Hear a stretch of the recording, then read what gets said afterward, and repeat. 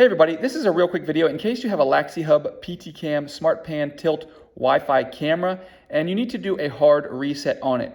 Now you might want to do a hard reset for a variety of reasons. Number one would be troubleshooting. If the camera is not connecting to Wi-Fi or not syncing with your device, or if it keeps disconnecting, if it's not detected, or if it's otherwise not working, a good troubleshooting step is to do a hard reset to the factory default settings.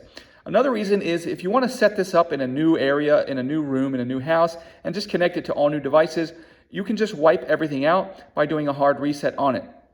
Now, it's real easy to do. All you need to do is at the very bottom of the lens here, where you put the SD card in, if you open that up and you can access where the SD card is, just below the SD card, you'll see that there is a little reset button. You'll need a paper clip or something like that to press and hold that button for about 5 seconds, at which point the camera will reset to its factory default settings.